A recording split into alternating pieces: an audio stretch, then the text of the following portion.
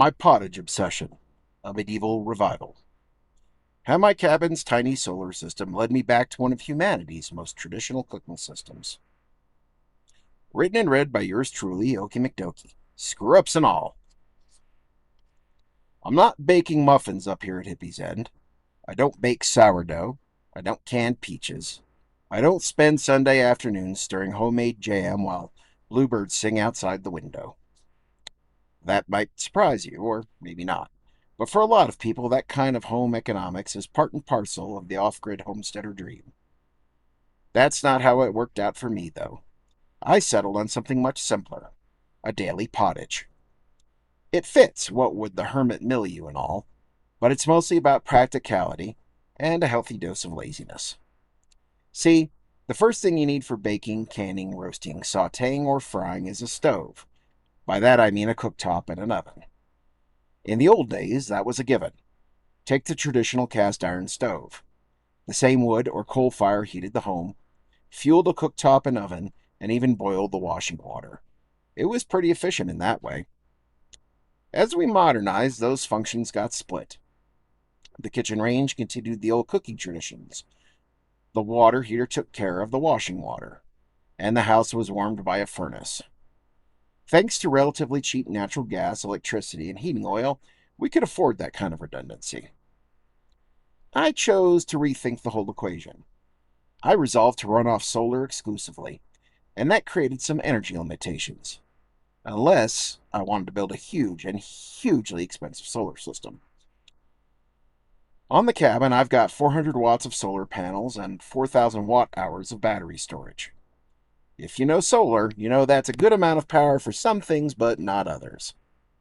Keeping devices charged and running lights and fans? Abundant. Running a space heater or an electric oven? Weak.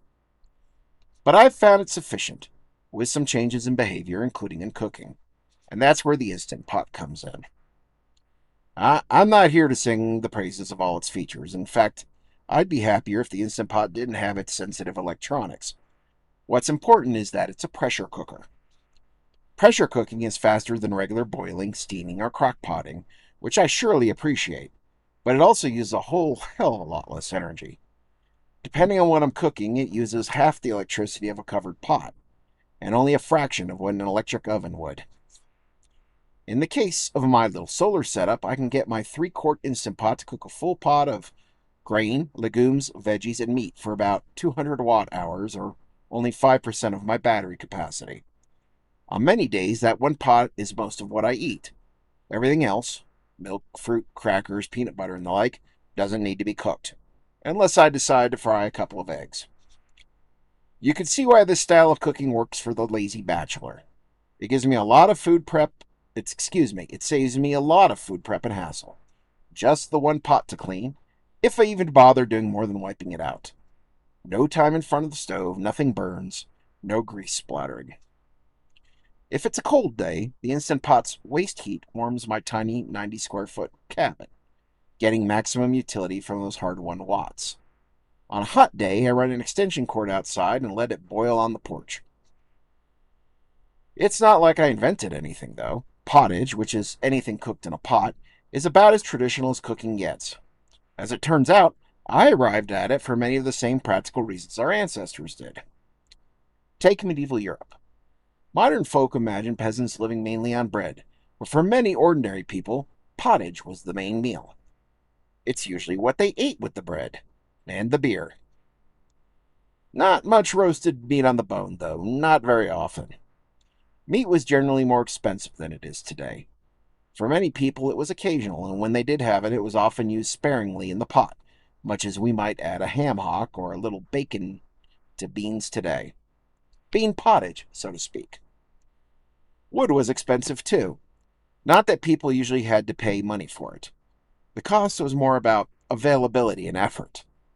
In much of England, for example, there were managed woodlands, part of the commons, where local people had a right to gather wood. There was only so much of it, though, since everyone was using the same resource. And once you spent all day cutting and gathering, you had to drag it home and cut it up some more for the fire. And that fire wasn't something you turned on and off. In winter, it often burned continuously. In summer, it might be banked between meals because coaxing a new fire from flint and steel wasn't anyone's idea of fun. All that took a lot of hard won wood, so they kept fires small, just enough for heating and cooking. This is where pottage makes sense. With a tiny fire burning all day, you could keep a pot gently simmering for hours, like a modern crock pot. You don't need as much heat as roasting or frying, and you don't need to tend it hardly. Perfect for the busy housewife with kids, animals, and chores to look after. The original set it and forget it. And what usually came out of that medieval pot? Why, about the same thing as I've settled on here at Hippie's End and built my everlasting pantry around. A mixture of grain, legumes, vegetables, and on happy days, meat. We might call that convergent evolution. Similar constraints leading to similar solutions. Or at least I call it that, even if it'll piss off a few biologists. Pottage is a system of adaptation that's reappeared again and again across time and cultures, whether it's French soups, Indian dals, West African peanut stews, or New England chowders. Simply because so many people have lived under similar constraints of time, fuel, and ingredients.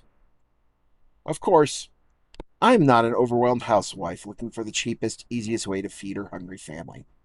I'm a cranky hermit looking to maximize his time for reading and cogitation while living cheap and green. Hey, maybe that's why my hermit forebears stuck with pottage too. If you like this, you can tip me on ko-fi.com/Oakie McDoakie or follow me on Substack and the socials. Just go to oakiemcdoakie.com. Until the next time, don't let the bastards wear you down.